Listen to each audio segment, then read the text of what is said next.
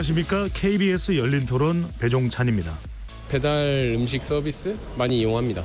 일주일에 5번 배달 건수가 많다 보니까 당연히 그만큼 사건 건수도 많을 거고, 보통 오토바이로 하시는데 오토바이 자체가 원래 위험한 것도 있을 거니까 뭐 솔직하게 말씀드리면은 그렇다고 너무 과도한 규제가 있으면은 배달 속도도 느려질 거고, 그러면 또 산업도 위축되고 저희 입장에서도 소비자 입장에서도 좋지는 않을 것 같아서. 플랫폼 사업자들이 플랫폼의 힘을 이용해서 배달 관련 수수료를 낮게 측정을 해서 배달하시는 분들이 좀 위험을 감수하고 생업에 임하지 않나. 배달 수수료 측정이 위험 대비 좀 낮게 측정된 것 같아요. 뭐 법적인 절차라든가 그런 것도 마련해야겠지만 일단 수수료를 어느 정도 확보를 해드려야 좀 더 안전하게 다니시지 않을까. 저는 업체 책임이 크다고 생각해요. 그런 식으로 경쟁을 유도하니까 자연스럽게 그럴 수밖에 없는 거고, 안전장치를 더 보완해야 되겠죠. 그 업체에서 보험 같은 것도 있을 수 있고, 보험제도 아마 제대로 안 돼 있는 걸로 알고 있거든요. 배달업체가 보험 가입이 쉽지 않은 걸로 아는데 그런 걸 좀 보완해 준다든지, 회사가 나서줄 일이 지금 뭐 본인 책임이 상당하기 때문에 거의 근데 내몰릴 수밖에 없는 그런 현실이니까. 그래서 만난 시민 여러분들의 목소리 어떻게 들으셨는지요? 외출도 외식도 힘들었던 코로나19 시기에 우리에게 숨통을 틔워준 업체가 바로 배달업체였습니다.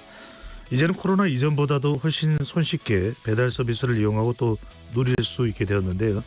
배달업이 호황을 누리는 만큼 배달 노동자들의 수도 급격히 늘어났습니다. 그런데 최근 산재 승인 건수 1위를 기록한 곳이 어딜까요?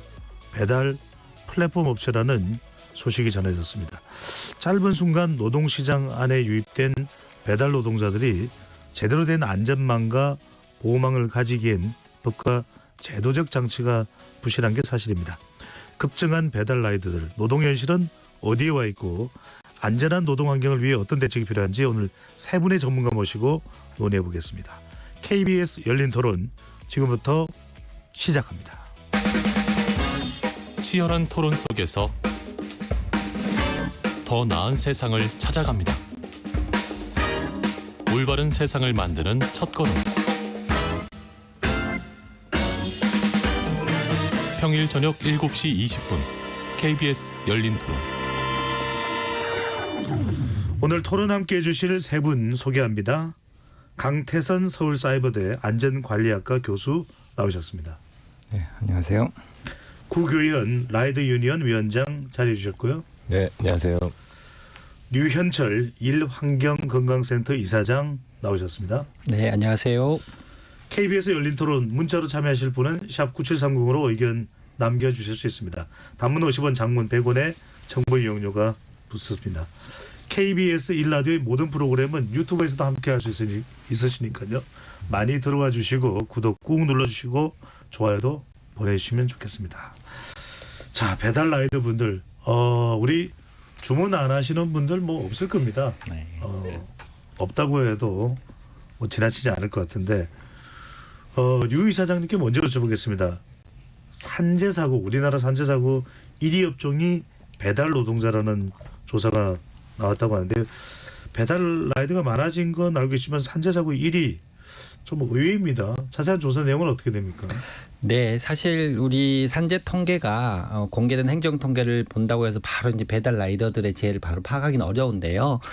작년에 그 윤건영 의원실하고 그다음에 라이더 유니언에서 이런 관련된 자료를 받아서 공개를 했습니다. 네. 그걸 보면 2018년에는 31명이던 산재가 2021년에 940명, 2022년에 1837명으로 급증하는 걸 보여주는데요.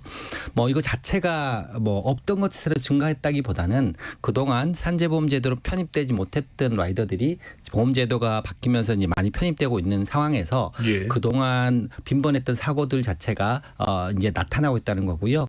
이거는 이전에 이제 건설업이라든가 굉장히 위험했던 업종에 비해서 상당히 급증하고 있고, 그리고 기업으로 봤을 때도 가장 많은 산재들을 드러내고 있다, 이렇게 보시면 될 것 같습니다. 네. 통계적으로 잡히지 않다가 통계에 산정에 이제 포함이 됐기 때문에 그만큼 많은 숫자가 확인이 된 것이다. 산재. 강 교수님, 강태성 교수님. 네. 근데 전통적으로 이제 방금 전에 류 이사장께서 말씀하셨던 대로 이 위험에 많이 노출된 업종인 건설, 광산, 제조업에서 더 많은 산재 승인 숫자가 있었는데 이렇게 배달 라이드의 산재 승인 숫자가 건수가 1위를 차지했다.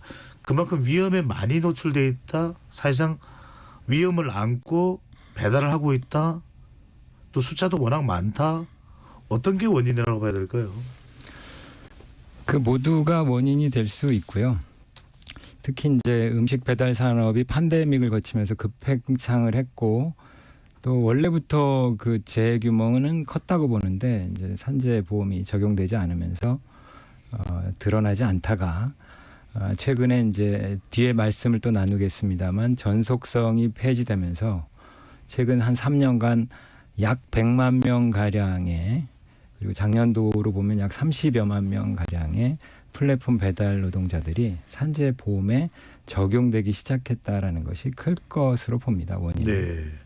그러니까 이제 산재 보험에 공개되는 통계에 잡히기 때문에 이제 그 숫자가 많아졌다고 본다면 실제로 그 숫자가 더 늘어날 수도 있겠네요. 그래. 뭐 대부분 이제 현재 플랫폼 배달 노동을 하고 계신 분들은 이제 작년까지 아마 이제 보험에 가입이 되셨을 줄로 알고요. 이제부터 이제 이제부터의 통계가 우리가 노력한 만큼 줄이거나 예. 할 수 있을 거라고 봅니다. 그래서 빙산의 일각만 보다가 이제 빙산 전체를 우리가 통계로서 이제 다루게 되었고 이제부터 열심히 해야 되겠다 하는 네. 것이죠. 구교연 라이드 유니언 위원장께 이 점을 여쭤봐야 되겠습니다. 이제는 우리에게 익숙한 배달 업체들이 많습니다. 배달의 민족, 배민, 또 우형, 우한 형제들. 그 외에도 우리가 뭐 이름을 들어본 듯 아닌 듯한 업체까지 포함하면 뭐 수도 셀 수 없을 정도로 많을 텐데 배달업에 종사하는 분들 물론 조금씩 형식은 다를 수 있지만 지금 총 한 몇 명으로 봐야 되겠습니까? 통계에 잡히든 안 잡히든요. 그러니까 원래는 이제 통계가 없다가 그 방금 교수님 말씀하신 대로 산재 보험의 이제 전속성이라는 게 폐지가 되면서 예.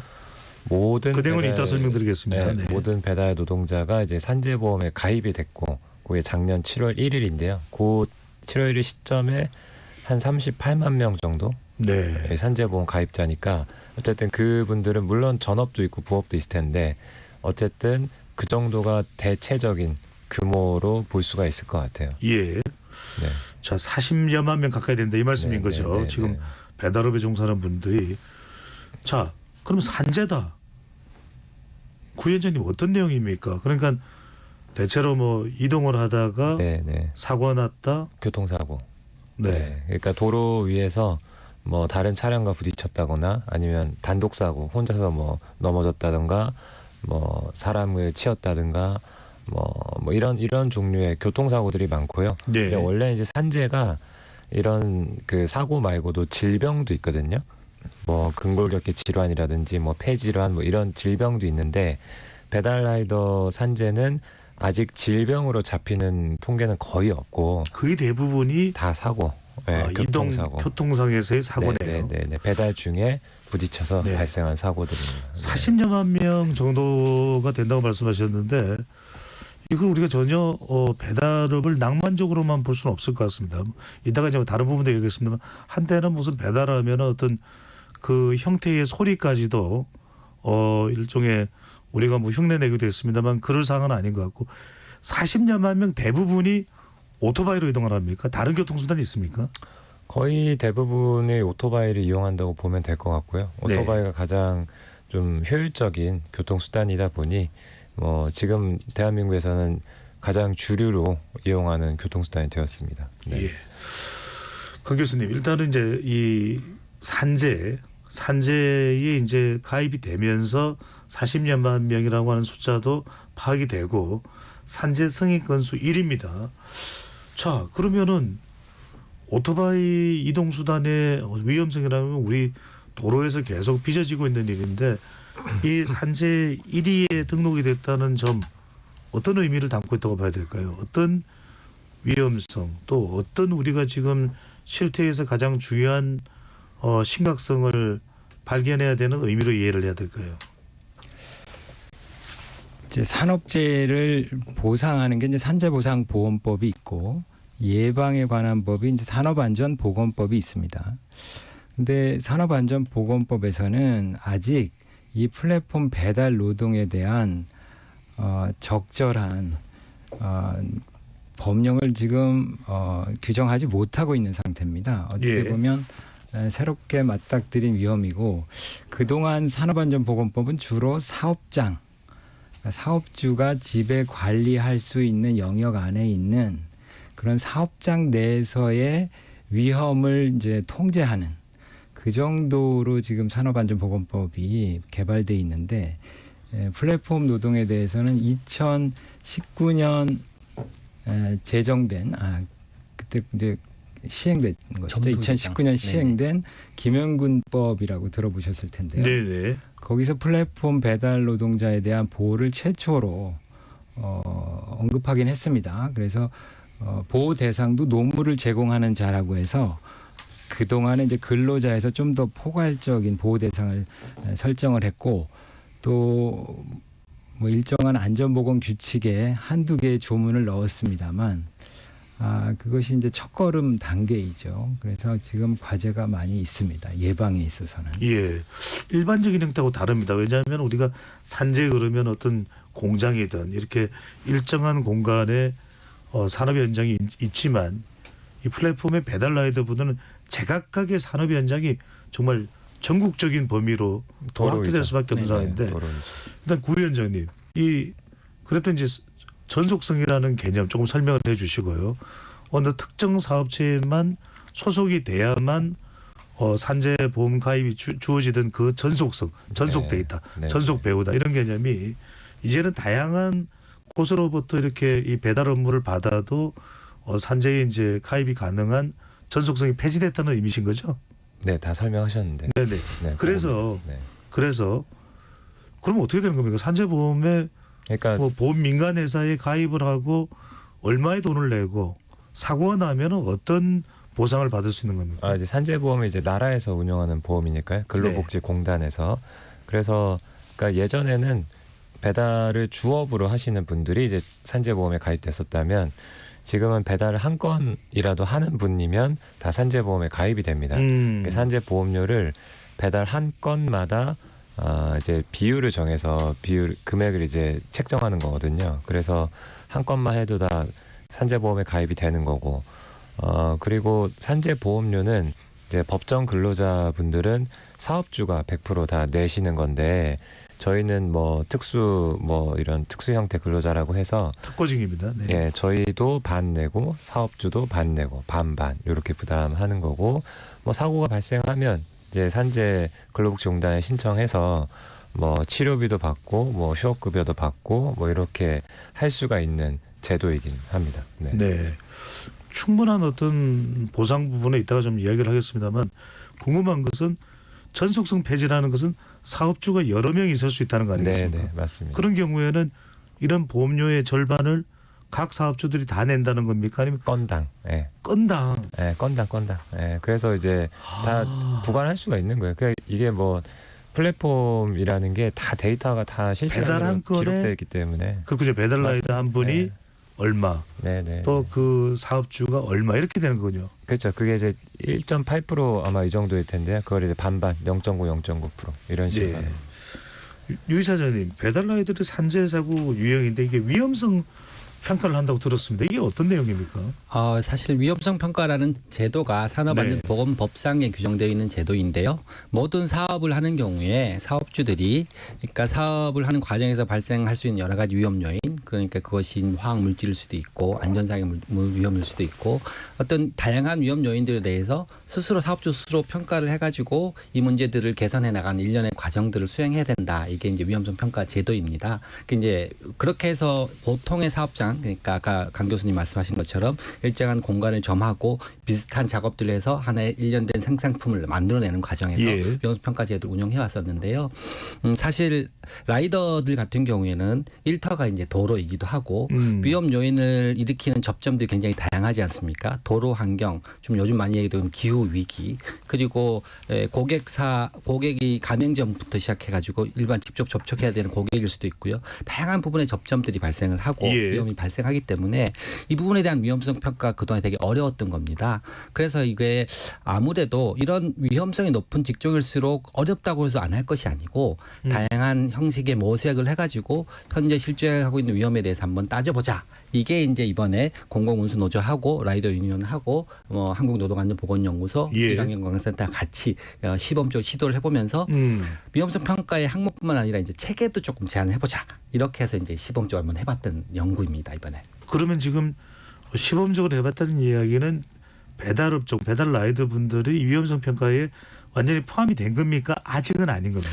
이게 이제 법적인 모호성이 있습니다. 아. 이게 이제 법상으로 위험성 평가는 모든 사업이 하게 돼 있는데 그거를 수행해야 되는 주체는 사업주로 되어 있어요. 예. 그렇다 그러면 이 사업주라는 개념 자체가 산업안전보건법상에서 이야기하는 근로자를 고용하고 있는 사람인 거냐. 그렇게 되면 사실 배달 라이더들이 되게 많이 이용하고 있는 플랫폼 기업은 또 그 주체가 아니게 되는 거고요. 예. 그리고 고용 자체가 과거에는 특수 형태 근로 종사자, 요즘은 이제 노무 제공자 이렇게 되어 있는 경우에는 이게 노사 관계 자체가 굉장히 모호하지 않습니까? 예. 그러니까 주체가 누구인지도 분명하지 않았던 거고요. 그래서 이게 실제로 법률상으로 모든 사업을 하게 돼 있지만 라이더와 같은 플랫폼 노동자들한테는 어떻게 할 것인가 이런 것 자체가 계속 문제시 되어 왔던 건 사실입니다. 그렇군요. 그걸 한번 극복해보자고 했던 것 자체가 이번에 시도했습니다. 강 교수님 궁금한 게 방금 전에 이제 류 이사장께서 말씀하시면서 배달 쪽 이 플랫폼 빠졌다는데 그러면은 화물 자동차, 버스, 택시 이런 업종들은 위험성 평가에서 빠졌습니까? 궁금해서요. 모호한 상태로 돼 있고요. 위험성 평가를 처음 들어보시는 분들이 계실 것 같아서 예, 좀 안내해 주시면요. 설명을 하면 예전의 산업안전보건법은 시시콜콜하게 컨베이어 벨트의 안전조치 또는 뭐 프레스의 안전조치 등을 이렇게 규정을 했습니다. 그래서 그것만 지키면 되도록 했는데 실제로 훨씬 더 많은 위험들이 이제 사회가 고도화되면서 늘었고 그래서 사업주가 스스로 사업장의 유해 위험에 대한 실태를 파악하고 법에서 구체적으로 명시하지 않더라도 이를 이제 평가하여 관리 개선하는 그런 필요한 조치를 통해서 산재를 예방할 수 있도록 하는 그게 위험성 평가입니다. 도로상에 대해서는 말씀 아까 드린 대로 구체적으로 산안 법령에서 정한 바들이 없었습니다. 그래서 고용노동부도 아직은 그 사업장 밖이라고만 생각을 하고 있어서 네. 그 도로상의 노동과 관련된 유해 위험을 평가하도록 하는 것까지는 고려하지 않았던 것으로 보여요. 그래서 아까 우리 류 이사장님 말씀하신 대로 그 위험성 평가의 주체를 사업주라고 하는 한계가 있는 거죠. 위험성 평가는 사실 노무를 제공하는 자를 사용하는 자 정도로 해서 하도록 하고 예. 또 위험성 평가 고시라는 게 있는데 고시가 있는데 거기에도 보면 사업장에 대해서 위험성 평가를 하도록 하고 있는데 그게 적절치 않아요. 도로는 사실 사업장이라고 보기 어렵거든요. 사업이 이루어지는 공간이긴 하지만 그래서 그러한 그 사업장 밖도 노동이 있고 사업이 있다면 예. 평가를 하도록 하는 등의 그런 조치를 고용노동부가 했다라면 아마 위험성 평가가 이루어질 수 있었을 것이고. 교수님 그래서 궁금한 건 이 위험성 평가가 설명하시는 내용을 들어보면 상당히 중요할 것도 같아서 여쭤봤는데 이게 여기에 플랫폼이나 배달 관련된 업이 또는 운수가 포함되고 아니고가 어떤 영향을 받게 되고 이것이 왜 중요한 겁니까? 위험성 평가는 개선을 위해서 하는 겁니다. 그래서 이제 이 위험성 평가를 제대로 하기 위해서는 재조사가 필요하거든요. 이제 사망재해가 작년만 해도 60여 건이 있었는데 배달 노동자들이 그 하나하나를 조사를 해서 거기서 원인을 규명하고 교훈을 도출해서 그 교훈을 개선하는 데 써야 되거든요. 근데 이제 그러한 재해조사가 가장 중요한 위험성 평가의 도구인데 재해조사부터 지금 안 되고 있는 것이고요. 또 예방적 위험성 평가도 아직은 명확한 법상의 의무로 돼 있지 않은 거죠. 예. 자, 구위원장님, 이 상황에서 안 여쭤볼 수 없는 게 성인 건수가 높단 말이에요. 그리고 이제 네. 주로 이제 도로에서 일어났다. 아까 말씀드렸던 뭐 근골격계 질환이라든지 이런 오랜 노동을 통한 발생하는 질환 자체는 사실은 그 비율이 크지는 않다는 말씀을 주셨어요. 그러면 도로상에서 주로 일어나는 그런 사고, 산재 건수로 잡히는 게 어떤 유형입니까? 이게 궁금해요. 일단 그 질병 건수가 낮은 것은 아직 그 배달 노동자들이 배달 노동으로 인해서 어떤 질병이 유발되는지 그런 것들이 아직 데이터가 축적이 안 되어 있다 보니 이게 이제 다른 업종에서 보면 산재 승인이 되고 이런 건수들이 늘어나게 되면 점차 이제 질병 산재가 많이 늘어나는 추세이긴 예. 하거든요. 그래서 아마 배달 노동도 향후에는 그렇게 될 것이지 않을까라고 예상하고 좀 더 있고요. 연차가 쌓이게 되면요. 그렇죠. 네. 네. 그리고 지금 배달 노동 그 교통사고 우리가 이제 사실 일반적으로 접하게 되는 그런 교통사고들입니다.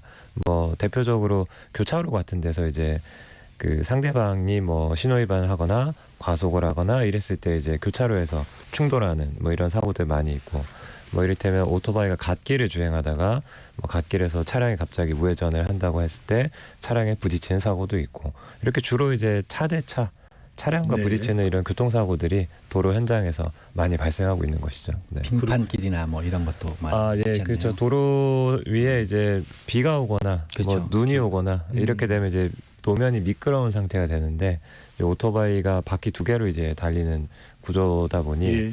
이제 미끄러운 도로 상황에서 이제 중심을 잃거나 이렇게 됐을 때 이제 넘어짐 사고들이 발생하기도 하고요. 네. 그 부분도 조금 뒤에 이제 이 이동 수단에 따른 위험성, 실제 이제 도로에서 아직 우리 도심에서의 오토바이 이륜차의 운행은 상당히 더 위험스러운 것도 사실이니까요. 그 부분도 한번 짚어보도록 하긴 하겠습니다만, 또 다른 원인이 되고 있는 걸 하나 더 좀 구체적으로 이야기를 나눠보고 토론을 이어가 보겠습니다. 류 이사장님. 네.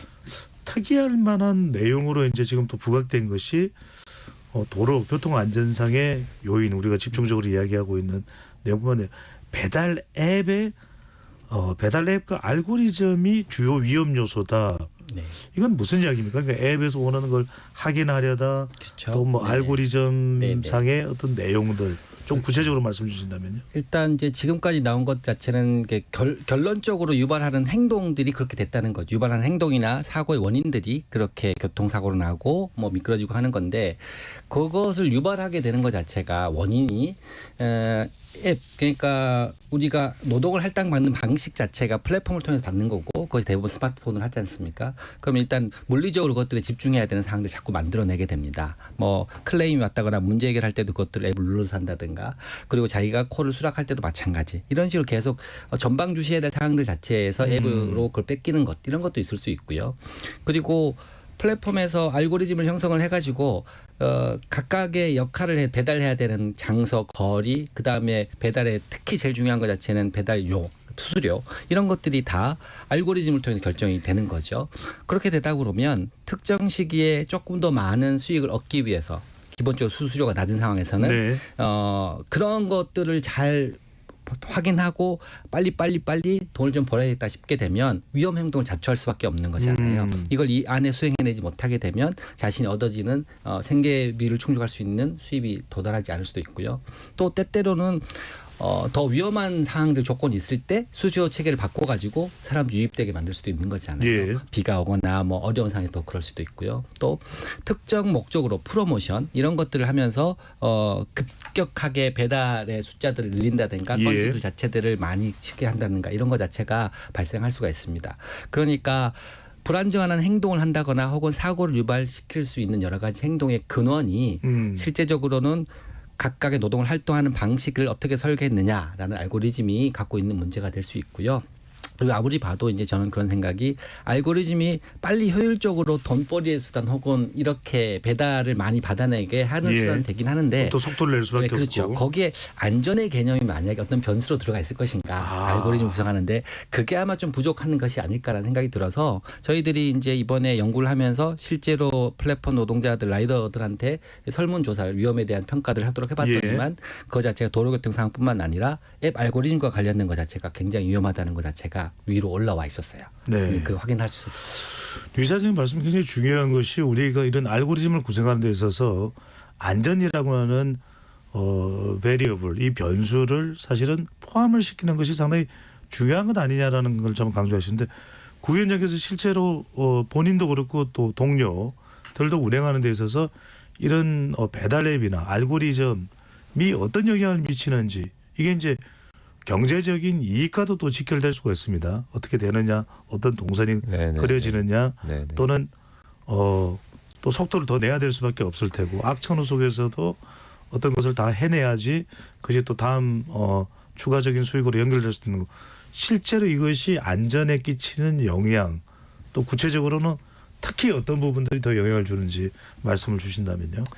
뭐 사례를 하나 말씀을 드려보면 이제 배달하다가 어떤 이제 문제가 생기면 회사랑 이제 그 커뮤니케이션을 해야 되는데 예를 들면 뭐 고객의 주소가 잘못됐다든지 찾아갔는데 고객이 없다든지 뭐 어쨌든 배달이 갑자기 취소됐다든지 뭔가 이런 문제 상황들이 벌어집니다. 근데 그렇게 되면 이제 라이더가 회사에 이제 요거를 처리해 달라. 이걸 어떻게 조치를 취해야 되냐 이런 거 이제 물어야 되는데 예.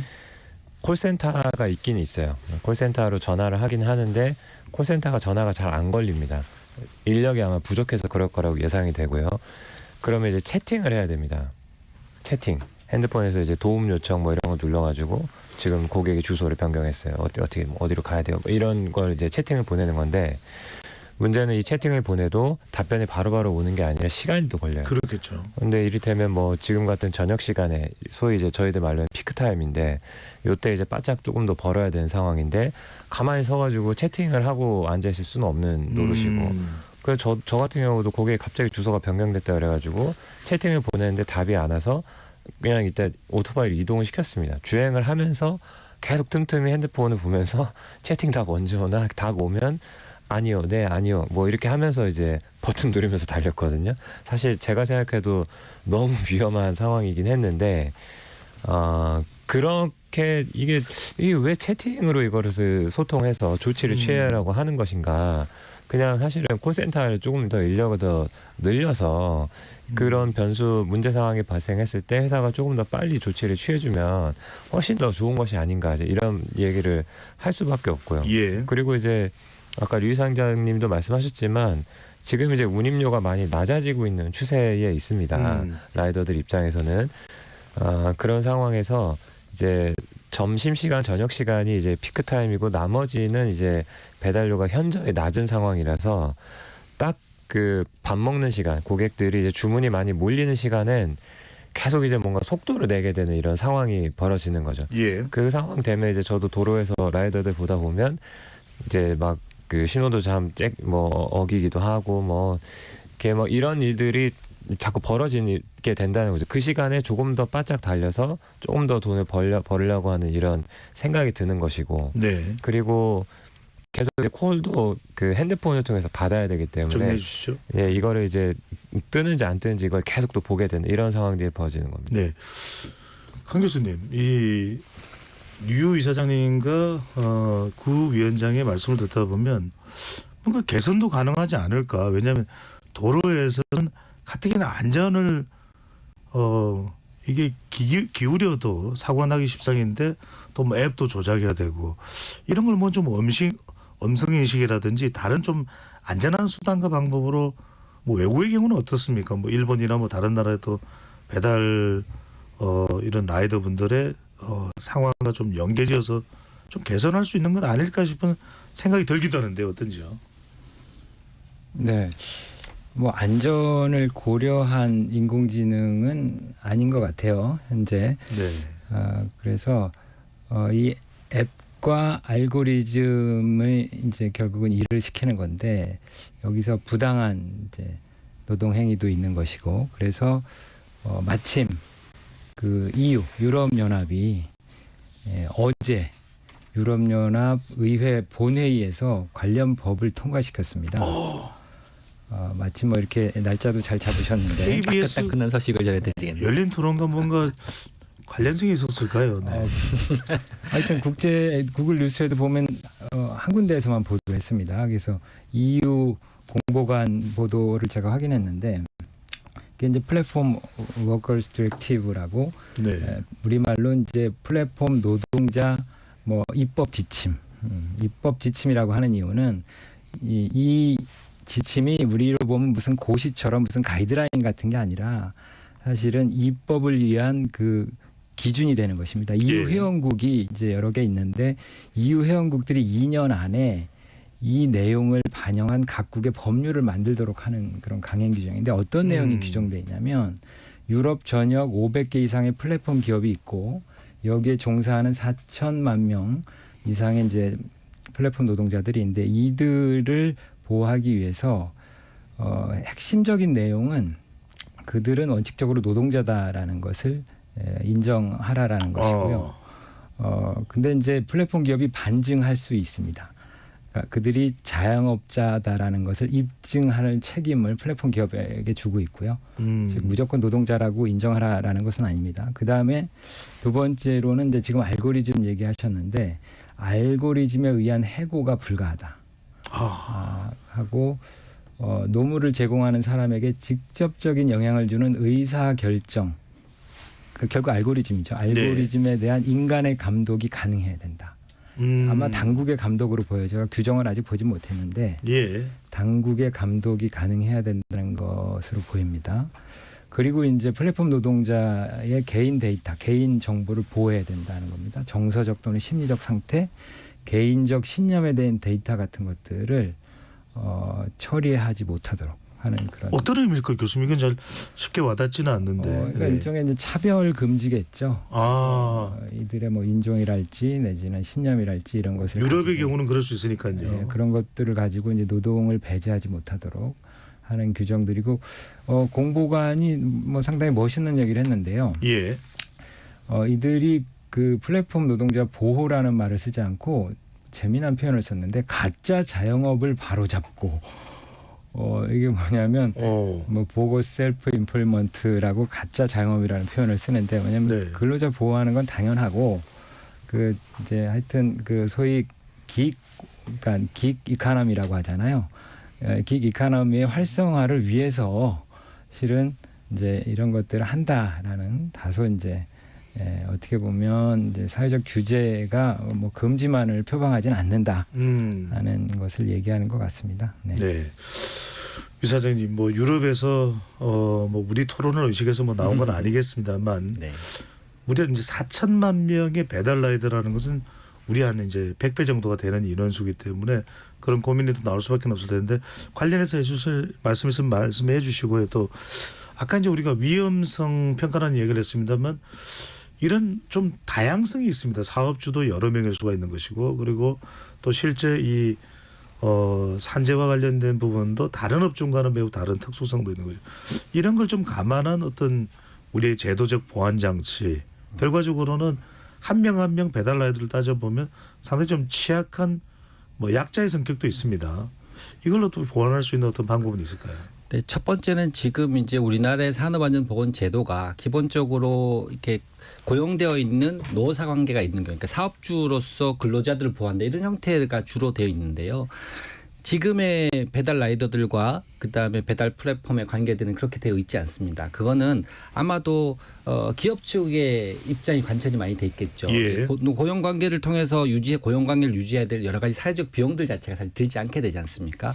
뭐 그런 것까지는 그렇게 할 수 있는데 문제는 뭐냐 하면 그들의 이윤회 활동을 통해서 빚어지는 위험에 노출돼 있는 것들에 대한 책임이 전혀 안 간다는 거죠. 그래서 어떤 관계, 어떤 노무 관계들이 고용 관계가 전통적인 관계에서 벗어났다고 해서 이윤을 얻는 과정에서 발생되는 위험들 자체들에 대한 책임을 전혀 두고 있지 않기 때문에 문제적 사항이라고 생각하는 거고 EU 디렉티브도 사실 그런 문제들에 대해서 정확하게 좀 분별을 해라라는 거죠. 그래서 이제 실제적으로 고용 관계로서 우리나라에서는 노동자성 혹은 근로자성들을 확인할 수 있는 것들에 대해서 분명히 해야 된다. 그럼 보호 대상 분명히 해야 되고 책임을 가져라는 거고요. 예.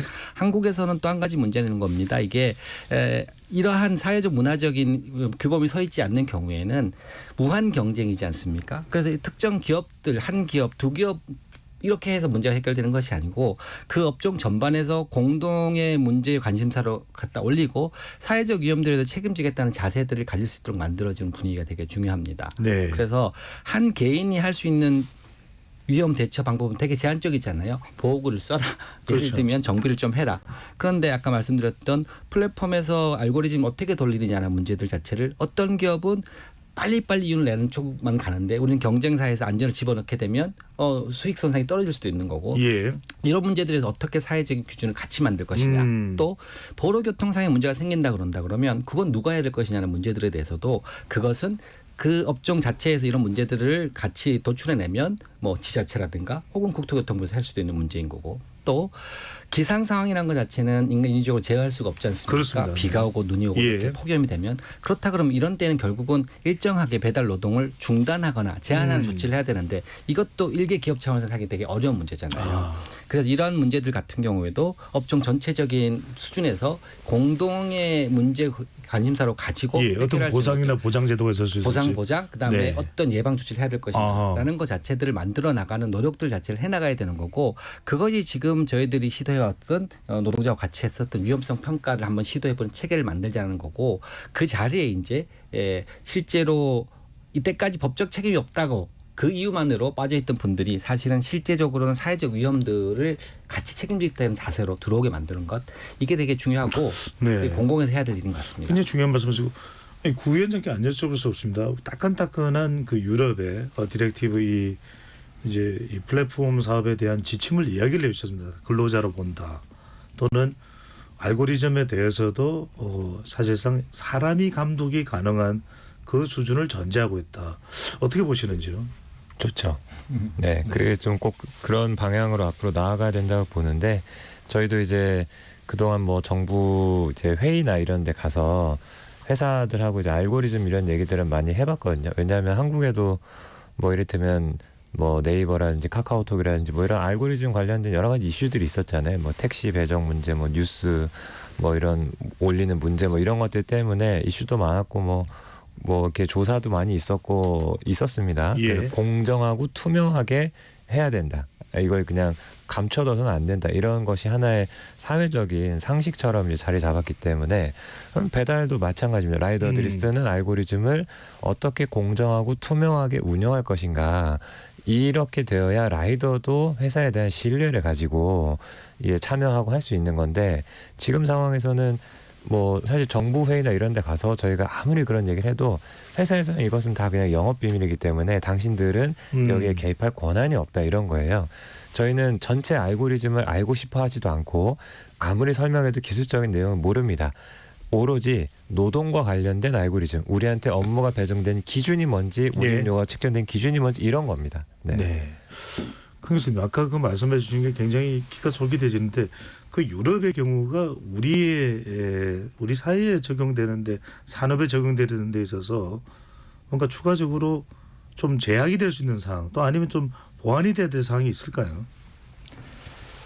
저는 뭐 그다지 없다고 생각합니다. 사실 우리나라에서도 배달 종사자에 대한 안전조치 기준이 하나 있어요. 그 중에 보면 물건의 수거 배달 등에 소요되는 시간에 대해 산업재해를 유발할 수 있을 정도로 제한해서는 안 된다라는 이제 규정이 있는데 이게 앱을 살펴보라는 근거 조문이 될 수도 있습니다. 네. 근데 이제 거기까지 나아가고 있진 못한 것 같아요. 그것도 명확한 기준이 무엇인지 좀 잘 이해하기도 쉽지는 않아 보입니다. 그 이제 하위 법령이 또 없습니다. 그래서 상징적인 조문으로 남아 있는 것처럼 보이는데 뭐 이런 것들을 근거로 해서 구체적인 행정 규칙을 만든다든지 하면서 고용노동부가 조사할 수가 있을 텐데 현재 고용노동부가 손 놓고 있는 건 아니에요. 이제 국회에서도 계속 국감 등을 통해서 이제 압력을 받으면서 그 기존에는 이제 중대재해 조사 대상에서 이 도로상의 산업재해는 빠졌습니다. 중대재해 조사라는 게 뭐냐면 근로자가 사망을 하면 내지는 이제 근로자로 보이는 사람이 사망을 하면 고용노동부가 산업안전보건법 위반 여부를 수사를 합니다. 예. 그래서 이제 책임자를 처벌하는 제도인데 약간 중대재해처벌과 닮아 있어 보이기도 하네요. 중대재해처벌법의 어떤 근거가 되는 것이죠. 예. 뭐 각각 다른 법률입니다만 산업안전보건법의 어떤 집행이랄지 적용이 이제 그 책임과 권한의 일치의 원칙에 맞지 않기 때문에 중처법이 나온 겁니다. 근데 하여간 이 산안법에도 관계 그 규정이 있는데 거기에 대해서는 어떻게 적용이 되어 왔냐면 이 중대재해 조사를 할 때 조사는 하는데 고용노동부가 그동안 조사를 안 하다가 2020년 하반기부터는 조사를 시작은 하는데 예. 관련 법 위반 사항이 없다 해서 이제 내사 종결을 하고 끝냈습니다. 그러니까 내사 종결은 뭐 그것을 했다라는 게 문제는 아닌데, 그러니까 법적 처벌은 할 수 없어도 아까 제가 말씀드린 대로 원인 규명과 교훈 도출, 그 수사 내지는 법 위반에 따른 처벌이라는 것은 현행 법령만을 가지고 하는 거지 않습니까? 네. 근데 이 사람이 사망한 데에는 어떤 그 노동과 관련된 요인들이 있는데 그런 것을 교훈을 도출하기 위한 별도의 조사는 있어야 되거든요. 그런 조사가 우리나라에 없는 게 이제 현재 안타까운 지점이고 그것을 이제 미국이랄지 또는 일본 등에서는 하고 있는 것이죠. 그러면서 거기서 새로운 입법 사항을 도출을 하는 그런 노력이 필요하고 이후의 디렉티브도 그러한 뭐 소산이라고 볼 수 있겠죠. 그렇군요. 자, 더 구체적인 내용은 2부에서 이어가도록 하겠습니다. 토론 진행되는 동안 많은 청취자분들께서 관심 기울여 주시고 의견 보내주셨는데요. 어떤 내용인지 확인해 보겠습니다. 정의진 문자캐스터. 네, 지금까지 청취자 여러분이 보내주신 문자들 소개합니다. 6902님. 알고리즘이 위험 요인이라는 생각은 미처 못했는데 고객들의 편리함과 업종의 이익만 추구하다 보니 그 속에서 일하는 노동자들에 대한 안전에는 소홀해진 것 같습니다. 배달 라이더뿐 아니라 앞으로 4차 산업혁명에 유입되는 모든 노동들의 안전장치를 고려하는 시선이 필요합니다. 8812님. 배달라이더가 많은 위험에 처해 있다지만 국민들은 도로에서 배달라이더의 위협을 받습니다. 라이더를 보호하기 위해 법과 제도 개선에 적극적인데 라이더로부터 위협받는 국민들을 위한 대책도 필요하지 않을까요? 6902님. 배달비는 지속적으로 오르고 있는데 라이더들의 불법 운행이나 무리한 주행은 개선되지 않고 있습니다. 배달 서비스의 비용이 계속 소비자와 소상공인들에게 전가된다면 더 이상 배달업체와 라이더를 보는 시선이 고일 수 없을 겁니다. 전반적인 시스템과 비용 구조 개선이 필요해 보입니다 해주셨고요. 9449님. 건당 배달료를 받아야 하니 무리하게 운행하다 사고를 내는 라이더들의 마음도 이해가 갑니다. 그들에겐 시간이 돈이니까요. 이런 일이 벌어지지 않도록 안전망을 포함한 배달 시스템이 나와야 할 것 같습니다. 3083님. 배달 노동자의 세계도 여러 갈래인 것 같습니다. 교통신호 철저히 지키면서 성실하게 일하는 라이더들도 있지만 도로 위 무법자라 불릴 만큼 교통법규를 지키지 않는 라이더들도 있습니다. 라이더들 내부에서도 자성의 목소리가 필요하고 또 이들이 안전하게 일할 수 있는 환경을 마련하는 것도 함께 필요할 것 같습니다 라고 보내주셨네요. 네, KBS 열린 토론 이 시간은 영상으로도 생중계하고 있습니다. 유튜브에 들어가셔서 KBS 1라디오 또는 KBS 열린 토론을 검색하시면 지금 바로 토론하는 모습 보실 수 있습니다. 방송을 듣고 계신 여러분이 시민 농객입니다. 계속해서 청취자 여러분들의 날카로운 시선과 의견 보내주세요. 지금까지 문자캐스터 정의진이었습니다.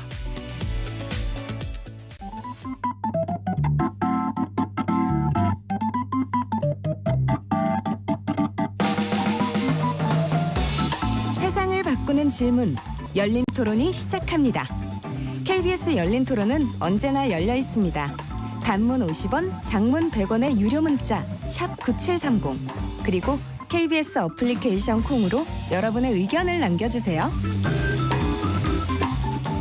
KBS 열린 토론 2부 이어가겠습니다. 배달라이더 산재사고 위험성과 그 대책에 대해서 이야기 나누고 있습니다. 스튜디오에 구교현 라이더 유니언 위원장, 류현철 일환경건강센터 이사장, 광태선 서울사이버대 안전관리학과 교수 세 분과 함께하고 있습니다.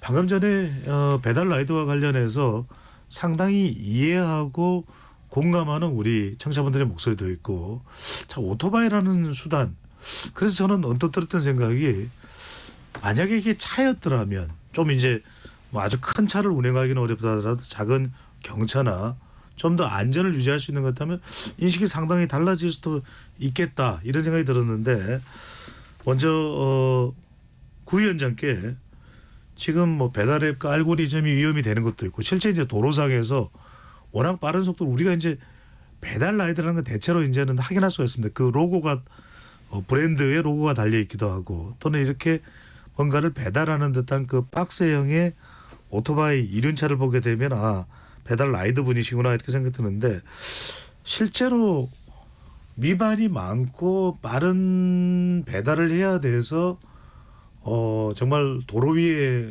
무법자로 인식될 정도라고 보시는지 이제 먼저 여쭤보는 겁니다. 아니면 몇몇 사건이 워낙 이렇게 확대되고 널리 알려지다 보니까 어느덧 우리 국민들 소비자의 의식에는 도로 위에 무법자 인양 인식돼 버린 걸로 보십니까? 뭐 제가 말을 되게 조심해야 될 것 같긴 한데 그 일단은 그냥 통계를 하나 말씀을 드리면 예. 오토바이 이륜차가 가해 사고보다 피해 사고가 더 많습니다. 예, 교통사고 분석 시스템에 들어가 보면 확인할 수 있고요. 근데 승용차는 가해 사고가 1.5배 많고 화물은 2배가 더 많습니다. 그러니까 이게 일단은 통상적인 생각과는 좀 다르다. 일단 오토바이 이륜차들이 피해 사고가 실제로 더 많은 것으로 나타나고 있다는 거 하나는 말씀드리고요. 네. 근데 라이더들이 모두가 다 교통법규를 잘 지키고 잘하고 있냐 그렇다고 생각하지 않습니다. 문제가 분명히 있고 여러 경험들을 보면 우리 조합원들도 우리 라이더들도 저 라이더 진짜 문제네 이렇게 얘기하는 사람들 있습니다. 이게 저희는 좀 이런 거 좀 개선하려면 이게 우리 지금 대한민국에서는 배달 라이더 하는데 아무런 교육이 없거든요. 교육 훈련이라는 게 존재하지 않습니다. 면허증도 없어도 되고요. 그냥 태어나서 처음 오토바이 타고 온 사람이 지금 당장 오토바이 타고 정글 같은 도로 위에서 배달을 할 수가 있는 환경입니다. 그래서 사실은 실제로 많은 오토바이 운전자들이 교통법규에 대해서도 잘 모르고 뭐 우회전이고 바뀌었는데 이게 뭔지도 잘 모르고 예. 횡단보도 그냥 타고 가면 되는 줄 알고 뭐 이런 경우들도 실제 있어요. 제대로 교육하고 제대로 훈련시키는 것이 일단은 먼저다. 그렇게 하면서부터 라이더들도 법을 지키게 만들고 그리고 도로 위에 라이더들이 저도 오토바이 운전을 하지만 일반 승용차 운전자분들이 저희를 좀 없는 사람 취급하거든요. 그냥 막 들어오시고 뭐 이렇게 막 하세요. 소리 지르고. 네, 저희도 그냥 차량입니다. 똑같이 바퀴가 2개 적을 뿐이지 똑같은 네. 차량인데 그런 같은 도로 위에 공존하는 존재로서 좀 존중해 주시고 그런 교통의 문화도 달렸으면 좋겠다. 당사자라서 말을 이렇게 조심할 수밖에 없는 게 있는 것 같은데 제가 좀 말씀을 드리면 시청자분들 이렇게 청취자들의 의견들도 뭐 이해를 할 수는 있습니다. 그런데 이제 저는 이런 생각이 좀 들어요. 문제들에 대해서 이게 현상에 대해서만 저렇게 운전하는 사람을 봤다 욕할 게 아니라 만약에 그런 문제가 발생했을 때 위반이라든가 혹은 그것들 사고가 발생했을 때 책임이 라이더만 가는 거죠. 사회적 지탄도. 근데 그런 것이 아니라 사고가 발생하고 문제적 상황이 왔을 때 같이 플랫폼 기업도 어떤 일종의 책임들을 같이 져야 되는 게 아닌가. 그렇게 되지 않으니까 단지 개인의 일탈행위로만 바라보지 않습니까? 네. 그런데 아까 플랫폼 말씀드렸잖아요. 플랫폼 알고리즘. 그 알고리즘이 어쩔 수 없이 자신의 생계를 위해서 과속하거나 신호위반을 만드는 체계라 그런다 그러면 거기에 대한 문제도 일단 봐야 되는데 사회적으로 그런 체계를 묻는 시스템이 없는 거예요. 그러니까 알고리즘을 어떻게 하든 간에 그걸 선택한 당사자의 문제만 되는 겁니다. 그래서 저는 이게 이제 사회적인 눈높이가 서로 높아져야 되는 건데요. 그 개인에 대해서 눈앞에 보인다고 할 것이 아니라 그 이면에서 이렇게 하게 만든 것들에 대한 공동의 책임. 사실 어떤 공동의 책임을 물리는 것이 아니라 오히려 좀 진전책도 있을 수 있겠죠. 사고일이 준다든가 그런 문제들에 대해서 산재 발생이 준다든가 했을 때는 또 다른 인센티브와 사회적 관계가 준다든가 어떤 식으로든 간에 이런 것들을 플랫폼에도 똑같이 그 원인 제공하는 기업에 대해서도 공동의 책임을 나눠서 질 수 있도록 만들어주는 이런 제도 장치가 필요한 것 같아요. 강 교수님 오늘 배달 라이드 이야기를 하면서 우리가 해결책을 찾아가는 이것이야말로 더 중요한 거 아닌가 싶은 생각이 들거든요. 이렇게 사고가 많아. 방금 전에 이제 류 이사장의 말씀대로 뭔가 도로 위에 굉장히 위험스럽습니다. 더군다나 이제 도심의 차량들 서로의 어떤 운전의 또 능숙도도 숙련도도 다를 수밖에 없는 것이고 방금 전에 유 이사장님 말씀하신 대로 여러 가지 대책 방안이 만들어질 수 있을 거거든요. 이걸 뭐 마냥 손 놓고 있을 게 아니라 가령 뭐 전국에 40여 명 배달 라이더들에게 다 어디에서도 이렇게 좀 확인이 가능할 정도의 밝은 노란색 복장에 헬멧에 또 오토바이 안전장치까지 더 장착시켜서 사고율을 줄이는 각종 아이디어들이 나올 수도 있을 것 같고 어떻게 보시는지요? 네, 일단 원인을 우리가 알아야 됩니다. 네. 피상적으로가 아니라 아주 깊숙이 들여다봐야 되고요. 약 100여 년간 발전해온 산업안전 분야에서는 그 몇 가지 원칙이 있는데 예. 재해를 바라보는 눈에 있어서 이것은 뭐 제가 플랫폼 노동자를 옹호해서가 아니라 원칙이 그렇습니다. 노동자의 실수 또는 위반은 산업재해의 원인이 아니라 결과이다. 이런 원칙이 유럽이나 뭐 영미의 그 산업안전 하는 사람들은 다 가지고 있어요. 예. 뭐 법을 집행하는 노동부 당국자들도 다 그렇게 생각하고 있습니다. 그래서 아까 청취자께서 라이더들로부터 위협받는 시민 말씀하셨고 공감을 하는데 그 이면에서 이제 플랫폼 기업의 그 간접적인 뭐 내지는 어떻게 보면 직접적인 지휘 감독, 이제 앱이라는 툴을 통한 그것을 우리가 제대로 바라볼 수 있어야 되고 그것이 궁극적인 원인이 될 수가 있는 것이죠. 아하. 그래서 저는 그 재해조사가 필요한데 처벌 목적의 재해조사는 현행 법령의 한계로 인해서 뭐 내사종결로 끝나는 그것인데 그건 말고 국토부가 하든 고용노동부가 하든 라이더의 이제 중대재해만이라도 조사를 뚫어지게 해서 뭐 경찰이 조사하는 건 아마도 뭐 신호위반 뭐 등등으로 종결을 할 텐데요. 그것이 아니라 이 노동의 변수, 노동의 요인이 어떻게 이 사고와 연결되어 있는지를 반드시 파헤쳐야 됩니다. 우리만 그렇게 하지 않고 있어요. 일본만 해도 사업용 자동차는 국토부가 사고조사위원회를 두고 하고 있어요. 사업용은. 왜 사업용은 따로 하고 있냐면 그 노동의 변수가 있기 때문이고요. 그 뭐 예를 들면 과로를 했는지 화물 자동차라든지. 왜냐하면 그것이 이제 국민을 위협하기 때문이죠. 도로상에서. 뭐 근로자뿐만 아니라. 그래서 후생 노동성에 리포팅을 합니다. 너희들 법 바꿔라. 내지는 조치를 해라 이렇게. 우리도 마찬가지로 경찰이나 국토부가 하든가 아니면 고용노동부가 그 수사 목적의 재조사만 하는 것이 아니라 그런 그 원인 규명과 교훈 도출을 위한 조사를 해야 됩니다.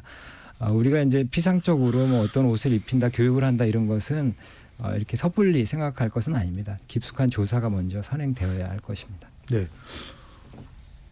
아니 이사장님, 이런 역학 조사의 중요성, 어떤 원인이었는지 우리가 질병이 나도 그것의 어떤 전파 경로 등을 통해서 역학 관계를 파악을 합니다. 노동도 마찬가지로 사고가 났는데 1시간 자고 나서 사고가 났는지 13시간 자고 나서 사고가 났는지 알 수 없는데 이런 중요한 걸 왜 안 하는 겁니까? 그건 이제 사회적 가치 기준, 그러니까 위험 크기를 어떻게 평가하냐의 문제인 것 같은데요. 항공기 사고 같은 경우는 엄청 철저하게 조사하죠. 근데 이제 이게 위험의 크기는 저희들이 이제 산업보건 쪽에서 위험의 크기를 판단한다 이렇게 얘기를 하는데요. 위험의 크기는 이제 위험의 크기가 클수록 우선순위가 될 거 아닙니까? 계산 우선순위. 그런데 위험의 크기를 선정하는 건 두 가지를 봅니다. 한 가지는 사건의 중대성이고 또 한 가지 얼마나 자주 발생하는 가능성입니다. 빈도가 되는 거겠죠. 비행기 사고는 한 번 발생하면 거의 대부분이 사망과 중대한 문제를 받겠죠. 이것도 문제가 클 수 있습니다. 그런데 라이더들 같은 경우에도 마찬가지로 굉장히 빈번하죠. 한 번으로 사망하고 상한 사람은 적겠지만 그렇다 그러면 비행기 사고들은 되게 철저하게 그 문제를 조사하는 이유가 한 번에 큰 사고가 나서 사회적 이목을 집중하기 때문이다. 그렇다 그러면 전체적인 걸 봤을 때 위험의 크기가 라이더들이 한 사람이 다치고 상하는 문제가 그렇게 빈발한다 그러면 전 사회적으로도 마찬가지 중요한 문제가 아닐까 이렇게 봐야 되잖아요. 예. 그런데 우리 사회의 시선들 자체 그렇게 안 가 있다는 거죠. 그래서 간 개인의 문제, 일탈의 문제로 바라보는데 전체적 크기로 봤을 때는 우리 사회 전 사회의 큰 문제인 거죠. 그래서 그렇게 위험을 바라보고 다루는 데 있어서 사회적 우선순위의 선정의 문제들을 조금 다각도로 좀 보고 그런 기준을 가지고 본다 그러면 아까 강 교수님 말씀하신 것처럼 그 사례들에 대해서 좀 디테일하게 보고 그리고 우리가 교훈을 얻을 수 있고 하게 되지 않을까 네. 생각합니다. 후 위원장님, 어쨌거나 간에 라이더 분들은 일단 배달에 최우선을 둘 수밖에 없는 것이고 플랫폼 기업과의 관계에서도 강자라기보다는 약자일 가능성이 농후하고 그런데 이제 산재 이 사고가 났을 때 전속성은 배제됐습니다. 그래서 이제 다양한 사업주로 건당 산재보험의 보상이 이제 결정이 됐는데 이렇게 되면은 이렇게 작은 건당으로 건당 하나로 여러 사업주면 제대로 보상 체계나 적절한 시점 내의 보상 또 가령 배달 라이더가 중대 사고로 덜어눕게 됐다면은 본인뿐만이 아니라 가족의 생계까지도 영향을 줄 수 있는 그런 부분에 대한 대비는 되는 겁니까? 네, 산재보험이 이제 지금 모든 라이더 대상으로 확대된 것은 매우 긍정적인 변화인데 이제 산재 다치면 이제 일을 못 하니까 그 하루 이제 일당을 주게 되거든요. 자기 수입의 70% 이렇게 주게 되는데 네. 근데 배달 라이더들은 자기 수입을 책정할 때 기준이 법정 근로자들보다 좀 불리해서 평소 버는 수입의 한 절반 정도밖에 인정을 안 해줍니다. 그래서 통상 비교해 보면 법정 근로자들은 최저임금 이상은 무조건 받게 되거든요. 휴업급여를. 근데 라이더들은 그거의 한 절반 정도 수준이 돼요.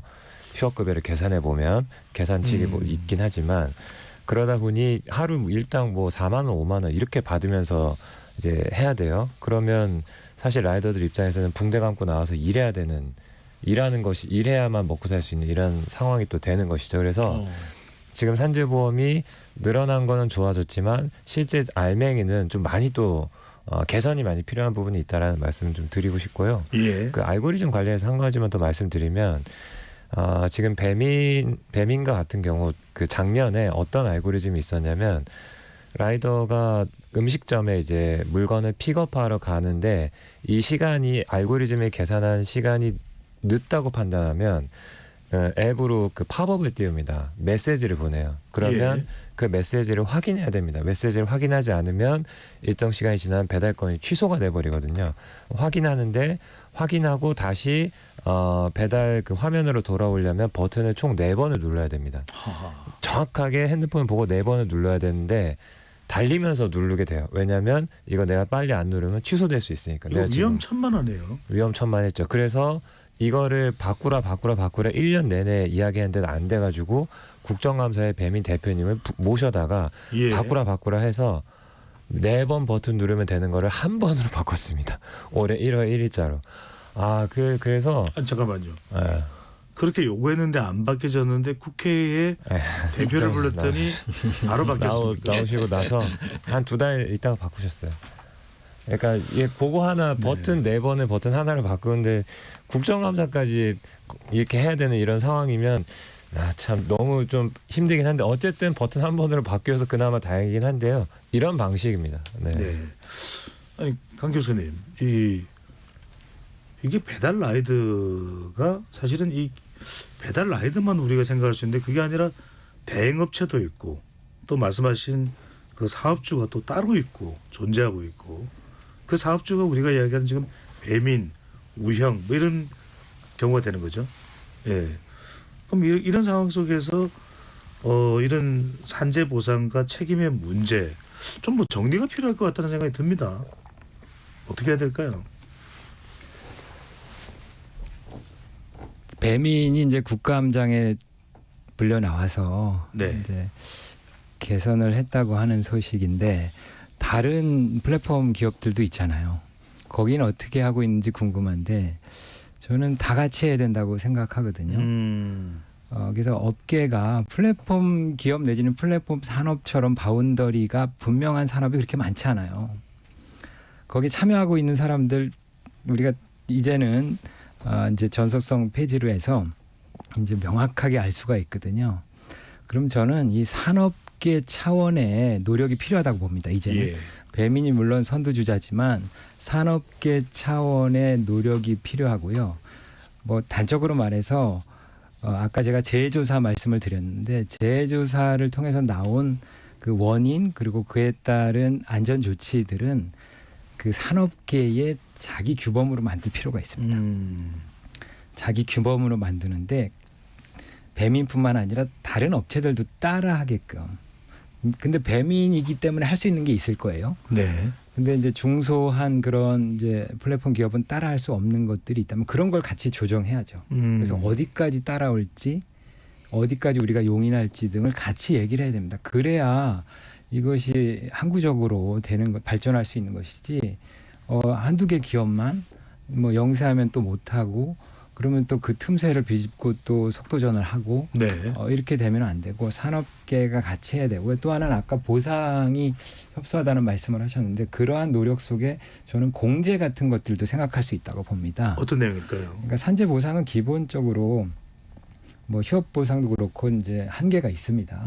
배상까지 되는 게 아니기 때문에 좀 더 그 휴업을 할 수 있도록 이제 다쳤을 때도 예. 그런 것들을 플랫폼 기업이 연합하고 붕대 감고 안 나와도 되도록 충분한 배상까지도 될 수 있도록 하는 공제의 형태가 저는 나와야 되고 거기서 자기 규범을 또 집행하는 그런 체제도 필요하지 않나 이렇게 생각합니다. 그러니까 가령 군인 공제나 교직원 공제까지는 아니더라도 그런 유사한 형태가 만들어질 필요는 있습니다. 건설업은 건설업 공제라는 게 있어요. 있습니다. 그러면서 배상도 하고 요새는 안전활동도 합니다. 네. 그런 형태가 플랫폼에도 필요하지 않나. 류 선생님, 강 네. 교수님께서 한 예를 말씀드렸는데 해외의 경우나 뭐 해외 사례도 좋고요. 그러니까 이런 게 우리도 좀 도입이 되면 좋겠다. 뭐 우리 같은 이제 유사한 형태의 배달 라이드, 배달업이 외국에도 그대로 존재하는지는 우리가 모르겠습니다만 좀 그런 제도를 좀 도입할 수 있는 그런 게 있을까요? 글쎄요. 사실은 이제 배달 라이더의 경우에는 한국이 가장 먼저 이렇게 번창했죠. 배달 문화라는 것 자체는. 그래서 뭐 그런데 이제 그것이 오히려 이제 역수출되는 경우도 있고 한데 뭐 다른 나라들의 이야기를 뭐 기회가 있어서 뭐 이렇게 국제적인 회의를 이야기하는 걸 좀 봤는데 전부 다 다른 상황입니다. 다 다른 상황이고 그 어떤 나라에서는 이런 문제들 자체를 노동조합을 가입해서 단체 협약의 힘으로 풀어가기도 하고요. 또 어떤 데에서는 그런 문제들이 굉장히 사회적 문제가 되는데 대책이 없다라는 이야기를 하기도 하고 그렇습니다. 그래서 저는 이게 뭐 해외 사례가 중요한 게 아니라 한국적 상황에서 한국이 풀어나가야 될 문제가 있다라고 생각이 들고요. 네. 예를 들어서 이렇게 그러니까 보상뿐만 아니라 예방을 하는 데서도 비용이 다 들지 않습니까? 교육이라든지. 이제 그런 문제를 어떻게 할 것이냐라는 문제들도 좀 다르게 봤으면 좋겠다. 예를 들면 우리가 사업주가 아니기 때문에 그런 관리의 책임이나 이런 것들이 모호해졌지 않습니까? 예. 그렇다게 됐을 경우에는 이게 건설업에서 보게 되면 발주사들이 직접 고용은 하지 않지만 발주사들이 산업안전보건관리 비용을 건설 총액의 일정 비율을 떼서 쓰도록 돼 있거든요. 그런 플랫폼 기업도 그런 노력을 한번 해볼 수 있지 않을까. 이미 건설업에서 하고 있으니까. 예. 그리고 또 우리가 사회적인 비용이 들 때 산재 예방 사업이라는 것들을 공공에서 많이 하거든요. 네. 산재 예방 기금에서 합니다. 근데 산재 예방 기금은 결국 산재 보험료에서 일부를 이렇게 떼서 하는 거거든요. 그런 측면에서 보게 되면 사실 산재 보험료는 일반적으로 노동자들이 내지 않습니다. 사업주가 100% 내는데요. 어떤 의미에서는 지금 배달 라이더들이나 그러니까 노무 저자로 돼 있는 분들은 보험료를 절반을 납부합니다. 네. 보험 가입자의 지위가 있는 거죠, 사실은요. 그래서 보험 가입자의 지위는 그런 보험료의 사용에 있어서 일정한 정도의 권리를 갖고 있다고 생각이 들어요. 그래서 이때까지는 사실 보험 가입자 하면 기업들을 중심으로 했거든요. 기업의 입장을 들어야 된다 했지만 이렇게 보험료를 직접 납부하고 있는 절반이지만 납부하고 있는 분들에게서는 그런 가입자로서의 권한도 있고 그렇다 그러면 산재보험에서 일정 부분 떼서 하는 예방기금에 있어서 일정한 부분들에 있어서 예방활동 그리고 그런 부분들에서 갖추기 위한 여러 가지 위험성 평가에 들어가는 사회적 비용 뭐 이런 것들도 부담하라는 요구들이 가능하지 않을까 그런 생각도 해봤습니다. 구위원장님 이거 좀 여쭤보고 싶습니다. 지금 우리가 뭐 그 배달 또 이동 또 교통 이런 상황에서의 사고 많이 나는데 최근에 제가 접한 소식 중에서는 배민도 배달료 무료, 우형도 배달료 무료, 쿠팡도 배달료 무료. 이건 지금 어떤 영향을 줄 수가 있는 겁니까? 일단 그 우형은 배민이고요. 네네. 배민, 쿠팡, 뭐 여기 다 지금 무료 어느 배달 것만 생각하다 보니까. 네. 경쟁하고 있는데 요거는 이제 사실은 뭐 회사가 어떤 면에서 보면 출혈 경쟁을 하고 있는 상황이라고 보여집니다. 예. 그래서 이탈하는 고객들을 잡으려고 하는 건데 그래서 이제 근데 지금 저희도 이제 교류하는 자영업 단체 분들 얘기를 들어보면 상점주분들은 배달료를 점점 더 많이 부담하는 지금 상황이 되고 있는 것 같아요. 수수료도 그렇고. 근데 이제 배민 쿠팡이 고객들이 부담하는 배달료는 지금 빵원으로 하면서 이제 경쟁을 하고 있는 상태인데, 예. 근데 회사는 자선 사업을 하는 곳이 아니기 때문에 결국 어떤 시점에서는 이 자기들의 이걸 벌충하려고 할 겁니다. 예. 그러면 그것을 어디에 전가할 것이냐의 문제에 있어서 알고리즘에 반영하면서 결국은 라이더들에게 전가할 가능성이 매우 높지 않겠나라는 예. 우려를 지금 하고 있습니다. 그걸 배제할 수는 없겠군요. KBS 열린 토론 오늘 배달 라이더의 이 사고 산재 발생과 관련해서 어떤 대책을 우리가 세워야 될지 이 부분에 대한 집중 논의를 하고 있는데 마무리할 시간입니다. 세 분께 끝으로 한 30초씩 시간을 주시는데 이 배달 노동자의 안전한 노동 현장을 우리가 구현하기 위해서 어떤 부분에 가장 좀 집중을 해야 될지 산재가 됐든 어떤 또 제도가 됐든 교육이 됐든 먼저 구 위원장께서 말씀해 주시면. 방금 말씀하신 이제 무료 배달이 하는데요. 무료로 경쟁만 합니다. 그 배달 앱들이. 저희는 그런 무료 배달 경쟁 말고 안전을 위한 경쟁을 할 수는 없냐. 좀 더 올바른 서비스를 제공하기 위한 경쟁을 할 수가 없는 것이냐. 이런 말씀을 꼭 드리고 싶습니다. 네, 강 교수님. 안전을 위한 경쟁 멋진 말씀이고요. 동의합니다. 근데 그것은 모여야 가능하거든요. 우리가 안전을 경쟁하다 보면 망할 수도 있거든요. 그래서 경쟁이라는 게 이제 모여서 우리가 여기까지는 하자라고 상도 차원에서 서로 이제 자기 규범을 만드는 거죠. 행동 강령 비슷한 걸 만드는 거죠. 그래서 그런 협회를 만들든지 공지에 말씀드렸는데 예. 그런 움직임이 필요하고 고용노동부는 그 장을 좀 마련해 줬으면 좋겠습니다. 네, 이상입니다. 네. 유 사장님, 라이더들의 안전, 바람직한 노동 환경 어떻게 될지 한 30초. 네. 네, 그 핵심은 위험이 존재하는데 위험에 대한 책임들을 누군가 지지 않는다면 문제가 되지 않습니까? 네. 그리고 위험에 대한 책임을 묻는 방식 중에 가장 쉬운 거는 이런 겁니다. 디젤 차만 운전해도 다 환경 부담금을 내지 않습니까, 우리가? 그렇다 그러면 기업은 플랫폼 기업도 또 라이더들의 활동을 통해서 이익을 얻는다 그러면 마땅하게 어떤 사회적 책임을 같이 질 수 있을까라는 고민들을 할 수 있도록 그런 장들이 마련돼야 되겠다 이런 생각을 합니다. 네.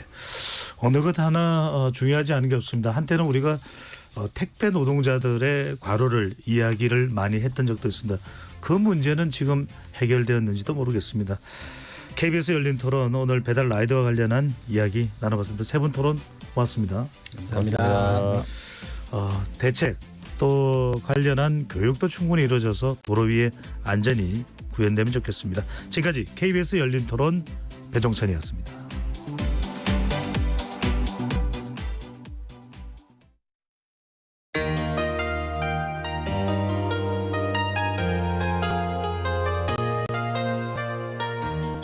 아픈 사람을 만나면 의사가 되고